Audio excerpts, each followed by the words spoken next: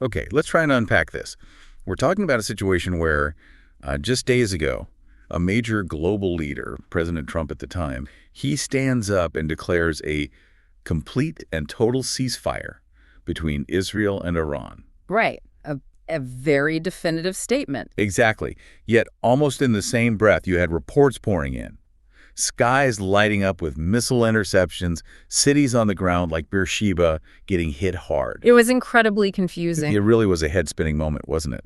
Diplomatic declarations on one side and this stark, violent reality unfolding on the other. And what's truly fascinating here, I think, is that this confusion wasn't just, a matter of messy news reporting. It goes deeper. How so? It reflects a much deeper strategic ambiguity. It's almost a clash of narratives from everyone involved. The very meaning of ceasefire, or even peace, seemed to be, flexible depending on who was talking. So the immediate aftermath itself tells a story. Absolutely. It really sets the stage for understanding the layers of complexity we're about to dive into today. Right.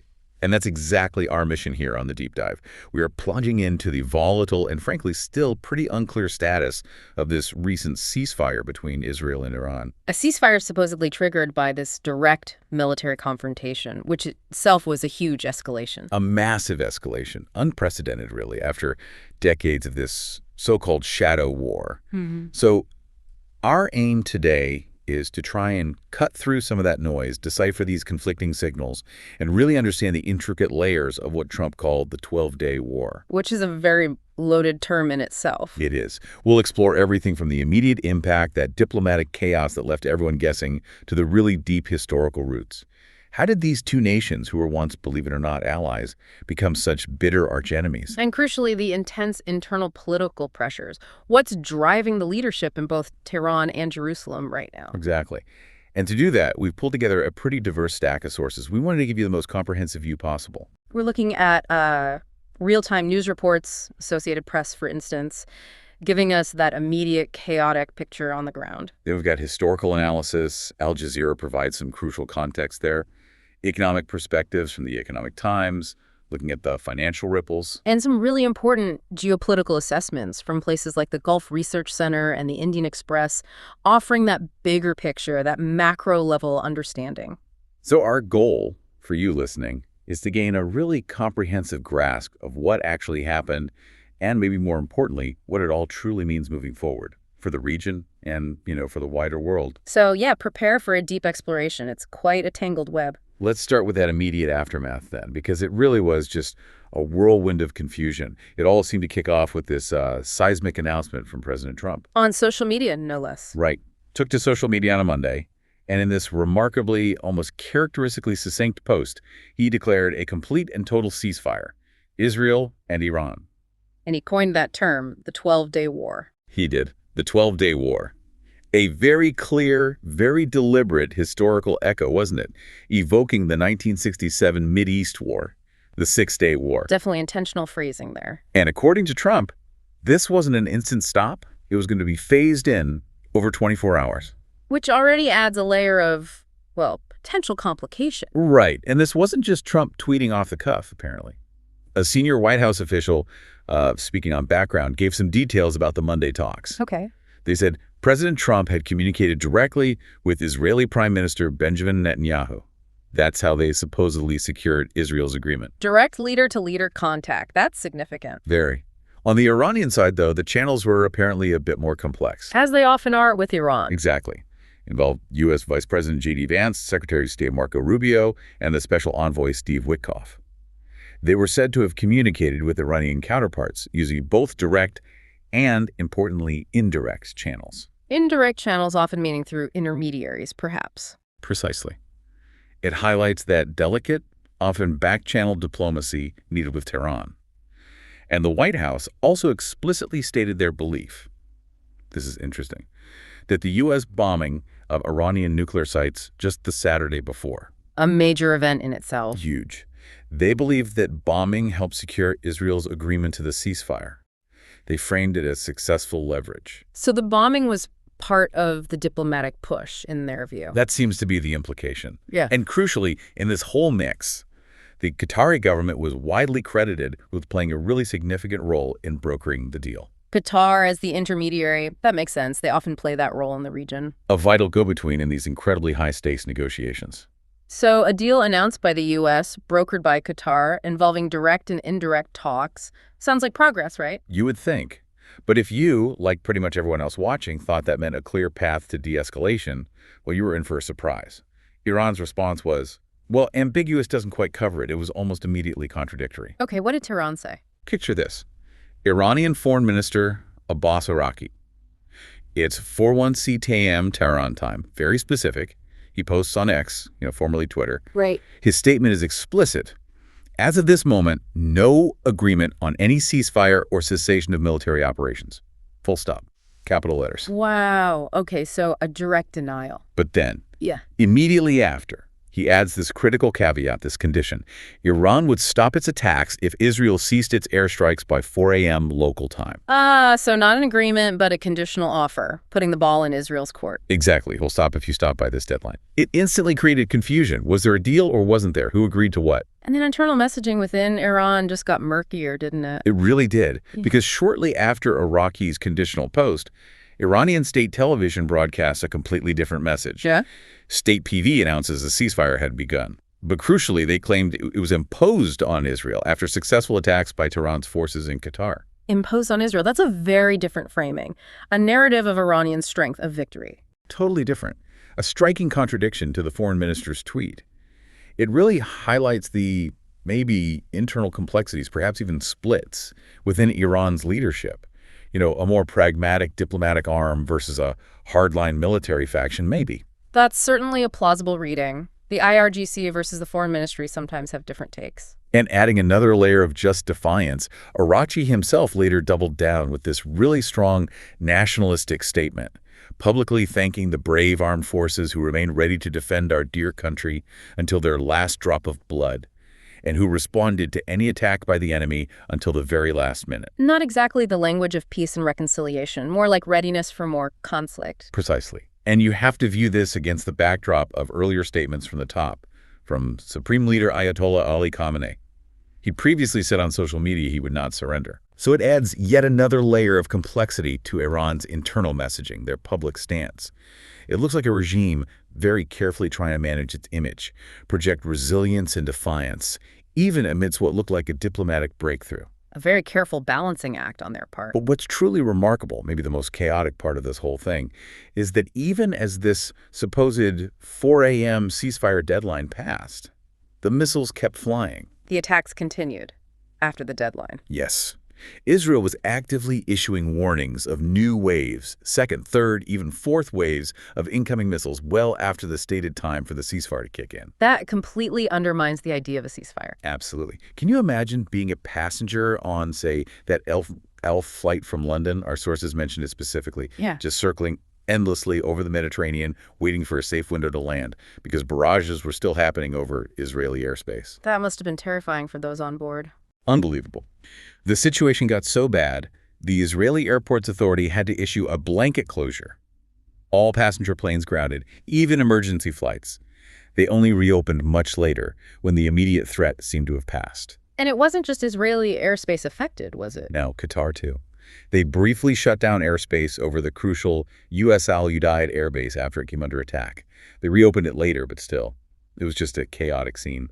A far cry from the calm you'd expect from a ceasefire announcement. It really indicates that the agreement, if one truly existed in a formal sense, wasn't uniformly observed or maybe even acknowledged by all the operational units on the ground or in the air. Or maybe it was just incredibly fragile from the start. That intense immediate impact, the chaos, it really brings us sharply to the human and infrastructural toll, doesn't it? It's that stark reminder that behind all the diplomatic maneuvering, the geopolitical chess games, there's a very real, very painful cost on the ground. Yeah, absolutely. And the impact was felt profoundly in places like Beersheba, the largest city in southern Israel. The initial reports on casualties were just grim and constantly changing in those chaotic first hours. It's always hard to get clear information immediately after attacks like these. Exactly. First we heard 3 killed, 8 injured. Then those numbers tragically climbed to 7 killed. Finally, it seemed to settle or be corrected to 4 killed in just one building that took a direct missile hit. But at least a dozen injured overall across the city. 4 people in one building, it shows the devastating power involved. And the changing numbers just underscore the difficulty, the fog of war, in getting accurate information out quickly. And the descriptions of the damage. They paint a really vivid, heartbreaking picture. Sources say at least 3 densely packed residential buildings in Beersheba were hit. Residential buildings. Yes. Images showed, the shells of burned out cars, glass everywhere, rubble strewn across streets. Ordinary neighborhoods just turned into scenes of destruction. There was also that notable 7-story administrative building in southern Israel. Its entire face was just blown off. Twisted metal, broken cement, all starkly visible. And that building, it later turned out, was linked to Iran, right? That's right. It was later confirmed as being part of Iran's Evin prison complex in Tehran, hit in an earlier Israeli strike. It just underscores how widespread the exchange of fire was, hitting targets across both countries. And it highlights a critical vulnerability, even for a country like Israel with advanced defenses. You mean the safe rooms? Exactly. Those safe rooms, they're designed to withstand rockets, shrapnel, the kind of threats they faced frequently from Gaza, for instance.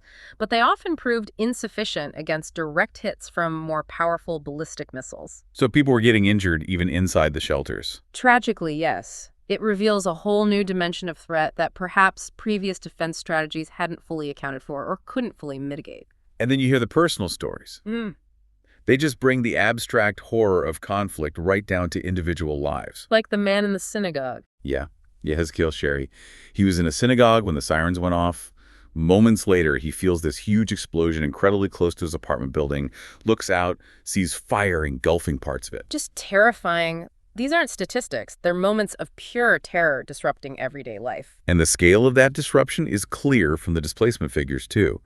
Over 9,000 Israelis displaced since this latest round began, forced from their homes by the danger. A significant number of people uprooted. And amidst all that chaos, you had the rescue efforts. Heroic work by Israeli firefighters, pulling people, including children, from the rubble in Beersheba. That immediate human cost, the scramble to respond, it says so much about the ground-level reality that often gets lost in the bigger strategic picture. It really does. And the impact, as we noted, it wasn't just confined within Israel's borders. It reached across the region, right into Qatar. The attack on the U.S. base there. Exactly. A Qatari military officer reported a pretty significant attack. Iran fired 19 missiles at the Al Udeid air base. That's a major U.S. hub. 19 missiles. That's a substantial barrage. It is. And while one missile apparently did impact the facility, remarkably, it caused no casualties. Maybe good defenses, maybe luck, who knows? But that figure itself, 19 missiles, it differed from what President Trump said earlier. Yeah, it did. Trump offered a slightly different count. He said 14 missiles were fired, 13 were knocked down by defenses, and 1 was set free, which he claimed landed harmlessly somewhere. Interesting discrepancy. And Trump also mentioned something about Iran giving early notice. Yeah, that was surprising. He actually expressed a kind of gratitude to Iran for this early notice of the incoming missiles, which he claimed is what prevented any casualties at the base. Gratitude to Iran after they fired missiles at a U.S. base. That's Right. unusual. It does raise questions, though, about what kind of communication or signaling might have been happening even amidst the attacks. It's very strange, like some kind of prearranged rules of engagement almost. That early notice aspect, if it's accurate, is particularly noteworthy. It hints at a very complex, maybe even controlled element to the escalation.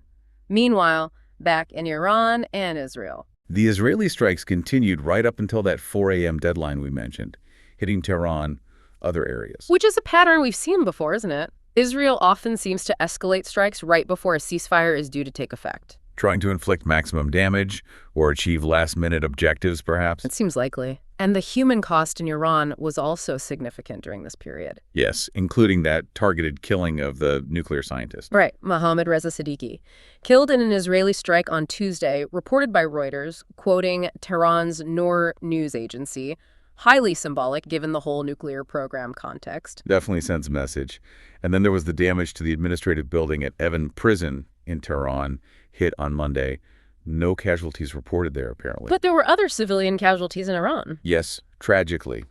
At least 9 people were reported killed early Tuesday in Iran's Gilan province.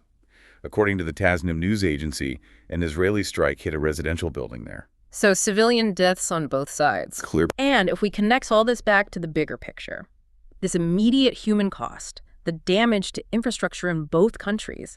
It serves as a really crucial domestic pressure point for both leaderships. How so? Well, these events directly impact public opinion, public support.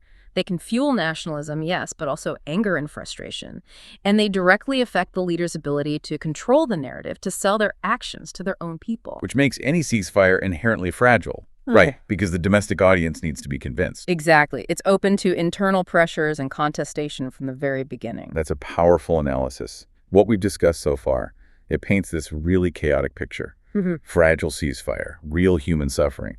But to truly grasp why these two nations ended up here in this unprecedented direct conflict, this thing that escalated so fast and ended so ambiguously, we have to look back, don't we? We absolutely do. Because, and this is the incredible part for many people, Israel and Iran weren't always enemies. Far from it. It's one of the most dramatic foreign policy reversals in modern Middle East history. So this wasn't just a sudden explosion. What we're seeing is really the culmination of this dramatic reversal of alliances and decades of covert conflict finally boiling over into the open. You're absolutely right. Under the Pahlavi dynasty, the Shah's rule in Iran from 1925 right up to 1979, relations between Iran and Israel were, as our sources put it, anything but hostile. Anything but hostile. That's quite a statement. It is. In fact, Iran was only the second Muslim-majority country in the world after Turkey to officially recognize the State of Israel after its founding in 1948. Second. That's amazing. But it wasn't straightforward, was it? Didn't Iran initially oppose the UN plan? It wasn't straightforward at all. Back in 1947, Iran actually opposed the UN partition plan for Palestine. They were worried about the potential for violence. Instead, they proposed this alternative federative solution, basically, Arab and Jewish cantons within one state. Trying to find a middle ground. Exactly. Driven by concerns about violence and also trying to balance relations with the West and their Arab neighbors. But then came Israel's strategic thinking. The periphery doctrine. Precisely. Conceived by David Ben-Gurion, Israel's first prime minister, the idea was to seek out non-Arab allies on the edges of the Middle East to counter the hostile Arab states surrounding Israel. And Iran fit the bill. Perfectly. Geographically outside the immediate Arab world, non-Arab, and ruled by a pro-Western monarch. Iran's eventual recognition, though, was also partly pragmatic. Pragmatic how? Well, they needed to manage the assets and protect the interests of about 2,000 Iranians living in Palestine at the time. And the Shah himself saw recognizing Israel as a smart diplomatic move to improve his standing with the United States. So a mix of strategy and pragmatism. Definitely. And the level of cooperation that followed was really quite significant, wasn't it? Way beyond just formal recognition. Oh, absolutely. Israel had a de facto embassy in Tehran for years. They eventually upgraded to full ambassadorial exchange in the 1970s. And economically? Iran became a major oil supplier to Israel, absolutely critical resource. They even established a joint oil pipeline project together. Think about that, a joint pipeline between Iran and Israel. Almost unimaginable today. Completely. And it went deeper still. There was substantial military and security cooperation, too. Like intelligence sharing. Yes, and training. The Iranian Security Service, Savak, the Shah's notorious intelligence agency. Known for being pretty brutal. Very. Parts of Savak were reportedly trained by Mossad, Israel's intelligence agency. Wow. Iran's secret police, trained by Israel's spies. It's quite something. This extensive collaboration, especially the intelligence stuff, was largely kept secret, of course. They didn't want to provoke the Arab nations. Understandable. But it truly underscores how strategically intertwined they once were, operating in a geopolitical reality that is just pulls apart from where we are today. Until the turning point. The absolute turning point, the seismic event that just fundamentally rewrote everything. Yeah. The 1979 Iranian Revolution. The overthrow of the Shah, the rise of Ayatollah Khomeini. Exactly. The Shah was seen by the revolutionaries as a Western puppet. Khomeini brought in this completely new worldview, a radical vision of political Islam. Opposing the West. Vigorously opposing what he called the arrogant world powers, primarily the U.S. and their regional allies, and very importantly, positioning Iran as the champion of the oppressed, which consistently and prominently included the Palestinians. And that's when the labels change. Profoundly. This conceptual shift was huge. Israel, once that strategic partner, was now recast as the little Satan, working hand in glove with the United States, the great Satan, in this perceived global imperialist conspiracy. Little Satan and Great Satan. a complete ideological transformation. Total redefinition. And the practical changes were immediate, dramatic, and intensely symbolic. All ties cut. All diplomatic ties severed instantly. Direct flight routes between the two countries canceled. And the embassy in Tehran. This was maybe the most powerful symbol. The Israeli embassy building in Tehran was dramatically transformed into the Palestinian embassy. They literally handed the keys over to the Palestine Liberation Organization, the PLO, a huge symbolic gesture. Massive. And Khomeini also established Quds Day Jerusalem Day, observed on the last Friday of Ramadan. A day dedicated globally to supporting Palestinians, marked by huge rallies in Iran and promoted among its allies. Making the Palestinian cause central to Iran's identity. Absolutely. It was a very deliberate strategic move by Iran.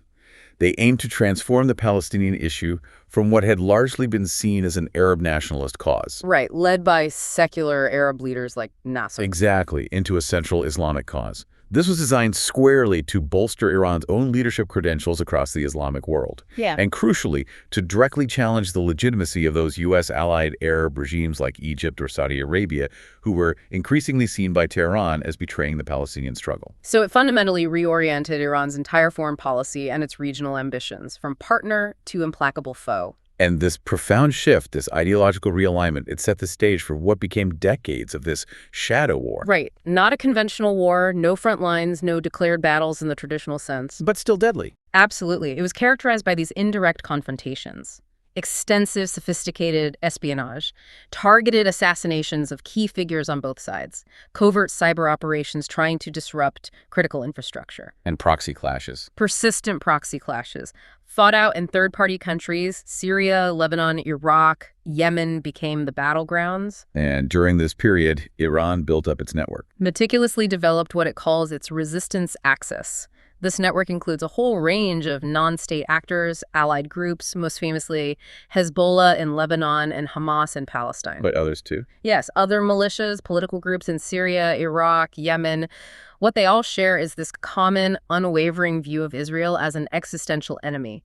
And they're all staunch, ideologically driven supporters of the Palestinian cause. Giving Iran reach and influence. Significant regional influence and crucial asymmetric warfare capabilities, ways to hit Israel indirectly. And this shadow war hasn't just been theoretical, has it?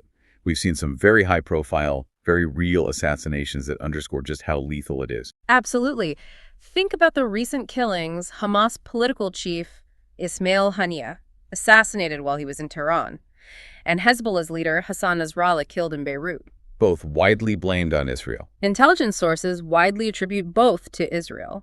Yes, these are direct blows against absolutely key figures in Iran's carefully cultivated network. It shows Israel's reach and its willingness to operate far beyond its own borders to counter this threat. And looming over all of this throughout the shadow war has been the issue of Iran's nuclear program. The central point of contention, really. Israel, which everyone believes has its own undeclared nuclear arsenal. Dozens of weapons, estimates suggest. Right. Israel has repeatedly vowed it will prevent Iran from developing nuclear bombs. They see it as an existential threat.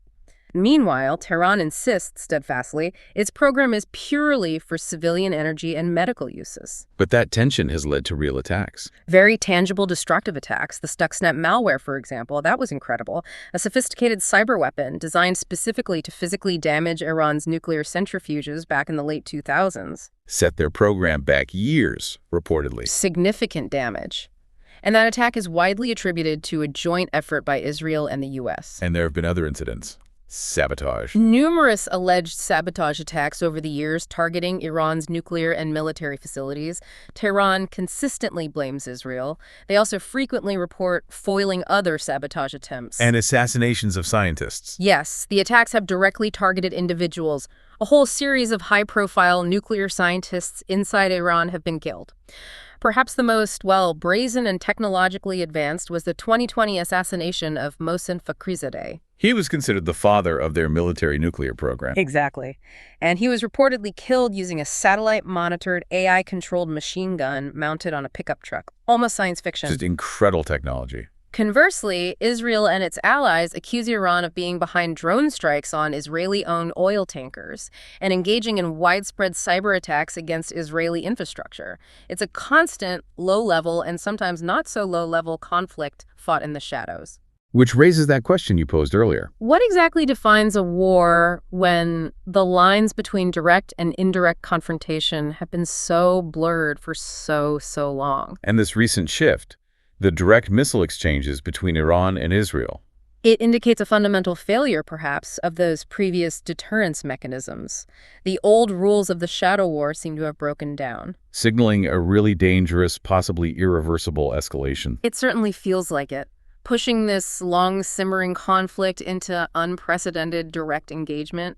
A new phase, perhaps. So after decades of this intricate, deadly shadow war, and then this sudden, shocking, direct military exchange, what does it all mean now? For the players involved, their domestic situations, their international standing? It's a critical question. It looks like both leaders, Netanyahu and Israel, the regime in Iran, are caught in this incredibly precarious balancing act, trying to leverage the crisis at home while navigating this treacherous international landscape. Definitely. Let's start with Israel and Prime Minister Netanyahu. Our sources suggest he quite deliberately exploited the direct consequences of the Israeli strikes to bolster his political base. How did he manage that? Well, it was almost a masterclass in political maneuvering, in a way. Yeah. The immediate threat led to this unusual, albeit temporary, rapprochement. You saw center-left and right-wing parties, previously at each other's throats, coming together briefly. Rallying around the flag. Exactly. It very effectively legitimized Netanyahu's long-standing security narrative at home, portraying himself as the indispensable, strong leader needed to protect Israel in a dangerous neighborhood. And public opinion initially backed him. In the immediate aftermath of the strikes, yes, public opinion in Israel was reportedly highly supportive.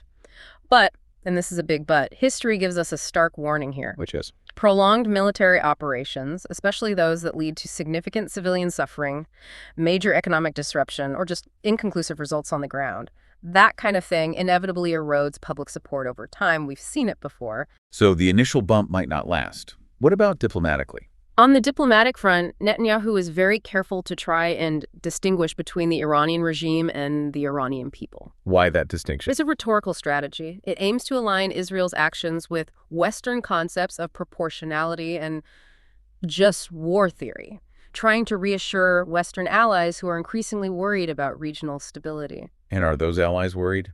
The G7 nations? Very concerned, yes. Concerns about any further escalation, destabilizing the whole Middle East, worsening humanitarian crises, and critically disrupting global energy supply chains. The region is just too important for oil and gas. Did the U.S. fully back Israel's actions? There was mention of Trump refusing joint operations. Right. There was that initial refusal reported from President Trump to endorse joint operations specifically targeting Iran's leadership. That highlighted the limits of strategic synchronization, as one source put it. Even between close allies like the U.S. and Israel, they weren't necessarily on the exact same page about how far to take things. So what's really driving Netanyahu here, beyond the obvious security concerns? Is it political survival? Our sources strongly indicate that his actions are, at least partly, fueled by a deeply personal and political motivation, a desire for escalation to meet his political agenda and ensure the longevity of his rule, not least to escape pending corruption cases. That's a serious accusation. The corruption cases have been hanging over him for a long time. They have, and remember, before this crisis, he was facing an unprecedented political storm at home, massive protests against his judicial overhaul plans, growing tensions between the government and the military establishment. So this conflict provided a distraction, the unifier. A major security crisis often does provide that unifying moment, yes. It allows a leader to shift public attention, sideline domestic critics, and present himself as indispensable.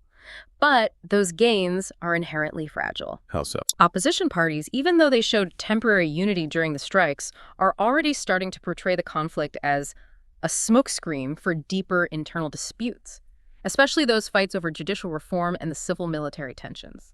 So if the conflict drags on, if this military campaign drags on without clear, decisive security achievements, Netanyahu risks reigniting that widespread social unrest. He could lose the temporary political capital he gained very quickly.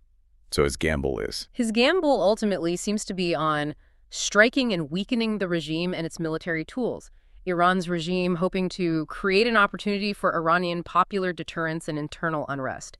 Basically, destabilize his adversary while trying to solidify his own position at home, a very high-risk strategy. Okay, let's flip to the Iranian side. How did the regime there respond beyond the initial confusing statements? Outwardly, their response was predictably resolute, very defiant. Supreme Leader Khamenei and the commanders of the IRGC, the Islamic Revolutionary Guard Corps. A very powerful force within Iran. Hugely powerful, answerable directly to Khamenei. They declared the Israeli strikes a clear declaration of war, strong rhetoric, designed mainly for internal consumption to galvanize national solidarity. But behind the scenes, was the picture different? Independent intelligence assessments, according to our sources, paint a slightly different picture. They suggest the Iranian leadership was not strategically prepared for the sheer operational precision and symbolic targeting of Israel's attacks. They were surprised. Apparently surprised. The strikes hit hard, particularly IRGC command and control facilities. Senior military leaders were targeted, and those highly sensitive nuclear sites, Fordo, Isfahan, Natanz, they were hit again. So the regime, despite the bravado, was shaken. The reports suggest they were surprised not just by the fact of the attack, but by its effectiveness and the resulting significant symbolic and operational losses. And that surprise, did it fuel their own retaliatory strategy? The missile strikes on Israel and Al-Udeid. It likely did. To mask the weakness, as one analysis put it, and conceal the significant impact of the Israeli hits on their military leaders and crucial nuclear assets, Tehran needed to make its own retaliation look harsh, painful, and irreversible. So an element of damage control, saving face, projecting strength even when internally rattled. It certainly suggests that. But beneath this outward show of force, these calls for national unity, there are still significant societal divisions within Iran, and this conflict seems to have only exacerbated them. How do we know that? We're seeing digital counter-narratives, anti-regime slogans resurfacing on encrypted social media channels, things that highlight this ongoing disillusionment with the regime and elite corruption. And how does the public view the IRGC? Well, that's complex. While officially heroes, significant segments of the population increasingly view the IRGC not just as national defenders, but also as a domestic repressive force, given their role in cracking down on internal dissent, like the protests we saw previously. Which challenges the regime's narrative. It absolutely challenges the legitimacy of their vengeful rhetoric. It could undermine any long-term public support for a sustained conflict if people don't trust the motivations or the leadership. So where does this leave Iran strategically? What's their path forward? Iran's strategic trajectory now looks like this carefully calibrated hybrid stance. Two tracks simultaneously. Okay, what's track one? Track one is deterrence, emphatic deterrence, through that symbolic but painful retaliation we saw, through public threats of open, potentially endless war, and even veiled threats to withdraw from the Nuclear Non-Proliferation Treaty, the NPT. Pulling out of the NPT would be huge, a clear signal they might pursue weapons. Exactly. These are all clear signals of their resolve, intended to make adversaries think twice next time. And track two. Track two is diplomacy. Parallel efforts, leveraging those Qatari and Onomani brokered initiatives we mentioned, using this very crisis as leverage for potential future negotiations with the West. Leverage for what? Sanctions relief? Nuclear talks? Possibly both. Perhaps seeking sanctions relief, maybe trying to restart nuclear talks, but on terms more favorable to them now, given the heightened tensions. So a dual approach? Yeah. Threaten and talk. Essentially, yes.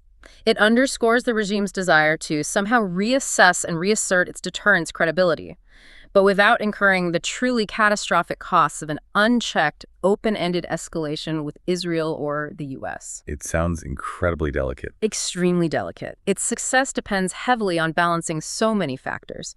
Maintaining domestic political sustainability, keeping control over their diverse network of allies and proxies, and navigating the shifting expectations of external powers like the U.S. and Europe. Which brings us back to that question you raised earlier. How sustainable are these temporary games? For either side, really, especially when those underlying societal divisions and strategic vulnerabilities within both nations remain so deeply unresolved. A critical question indeed.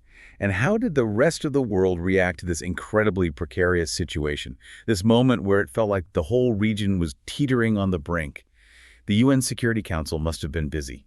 It certainly was a key stage for global concern. UN Secretary General Antonio Guterres didn't mince words. He stated bluntly the region was standing on the brink of a deadly downward spiral. Strong warning. Was there any action, a resolution? There was a proposed resolution reflecting the usual geopolitical fault lines. Russia, China, and Pakistan jointly put one forward.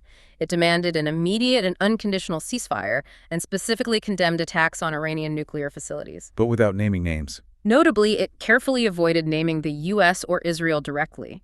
The intent was clear, though, but its prospects were dim from the start. Why? The U.S. veto. Almost certainly doomed by the U.S. veto power in the Security Council. It would effectively be seen as the U.S. allowing censure of itself or its key ally, Israel, so it wasn't accepted to pass. And the IAEA, the nuclear watchdog, they must have weighed in given the attacks on nuclear sites. They did, bringing that crucial technical assessment into the diplomatic mix. The head of the IAEA, Rafael Grossi, reported to the Security Council. He said while the full scale of any underground damage was hard to know for sure, they could see impact craters at Fordo. Fordo is a major enrichment site, heavily fortified. Exactly. He also said tunnel entrances at Isfahan, another key site, appeared to have been struck, and the Natanz facility had been hit again. How did Iran react to the IAEA report? Sharply. They criticized Grossi and the IAEA, actually accusing him of being complicit in paving the way for the attacks. Complicit? That's a strong charge. Why? Their argument seemed linked to timing. The IAEA Board of Governors had just declared Iran non-compliant with nuclear safeguards the day before Israel's initial attack. This fueled Iranian suspicions that the IAEA report was used as a pretext. Wow. That really highlights the deep mistrust, doesn't it? And how even international bodies and their reports can get caught up, weaponized almost, in the propaganda war surrounding the conflict. Absolutely. Trust is a major casualty here. Away from the diplomatic chambers, how did global markets react? They usually get jittery about Middle East conflict. Initially, yes, but as news of the ceasefire talks progressed, even amidst the confusion, markets actually responded positively. Stock markets rallied, and oil prices, which had spiked, slumped back down. Why the relief? It signaled that the immediate fears of a wider war, something that could seriously disrupt oil supplies from the critical Middle East region, were easing, a collective sigh of relief from the markets, essentially. And the U.S. took steps for its citizens in Israel. Yes, swift action there. Around 250 American citizens and their immediate families were evacuated, flown out of Israel on a mix of government, military, and charter flights to safer locations like Athens, Rome, Larnaca, and Cyprus. And others left by land or sea. Yes, others departed via land routes into neighboring Jordan and Egypt, or by ship. It's worth remembering the scale here, though. How many Americans are in Israel? Estimates suggest around 700,000 American citizens are believed to be in Israel at any given time. Many, of course, are dual U.S.-Israeli citizens, so evacuating everyone would be a monumental task. This was a targeted evacuation for those who wanted to leave immediately. And other countries reacted too, further afield. They did. Even far from the conflict zone, you saw reactions. The leader of Hong Kong, John Lee, called for safeguarding global peace, backed diplomatic solutions. He specifically mentioned concerns over Hong Kong's commercial ties with the Middle East, highlighting the economic interconnectedness. And even in Europe. Hungary. Yeah, that was interesting. Hungarian police actually increased surveillance at transport hubs, like Budapest Airport. A tangible sign of how tensions escalating in the Middle East can ripple outwards, impacting security measures and public anxiety right across continents. It really underscores how interconnected global security is now. An event there has immediate echoes elsewhere. It truly does. No region is an island anymore. So, let's try and synthesize this. What does this all mean for us, for you listening, trying to make sense of this incredibly complex, fast-moving situation? It's a lot to take in. It is. We've seen this announcement of a confusing, contested ceasefire that barely seemed to hold. We've explored the very real, tangible human cost, the destruction on both sides. We've looked at the deep, tangled history from cooperation to bitter enmity. And peeled back those layers of domestic political calculation intertwined with the high-stakes international diplomatic dance. And this direct confrontation, Israel and Iran hitting each other directly after years of shadow war, it really feels like a critical turning point, doesn't it? It does. One analysis suggested it might even be irreversible, signaling a fundamental shift away from decades of indirect clashes. Maybe the beginning of a new, far more overt, and perhaps more dangerous phase of hostility in the region. And understanding all these layers, the history, the politics, the human cost, that's what helps you, the listener, make sense of it all, right? Exactly. It's about cutting through that daily information overload, the confusing headlines, providing the critical context that often gets completely missed. This isn't just about reading a news summary. It's about understanding the day after war scenario, as you put it earlier. Even if the war itself remains ambiguous, its start and maybe its end. It's about being truly well-informed, not just knowing what happened, but grasping the why and the potential what next. Which leaves us with a really provocative thought to consider, doesn't it? Something that goes beyond just this specific conflict. Can a ceasefire, any ceasefire, really truly hold?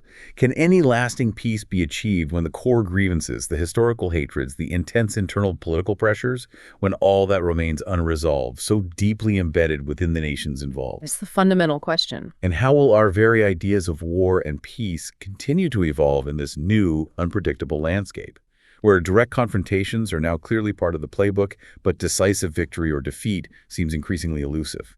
And if we connect that to the bigger picture, maybe the winner of this conflict, thinking long term, isn't necessarily the side with the biggest army or the fanciest missiles. Who is it then? Perhaps it's the side that best understands and learns how to navigate the limits of coercive deterrence in an era of strategic interdependence and internal volatility. The limits of force in a connected, unstable world. Precisely. It's about who adapts best to this new, messy, hybrid form of conflict, where the battle is just as much internal, political, societal as it is external and military. That's a powerful thought to leave everyone with. It's not just about the bombs and missiles, is it? It's about the battles within societies, within leaderships. A lot to mull over. Indeed. Until next time, keep digging deeper.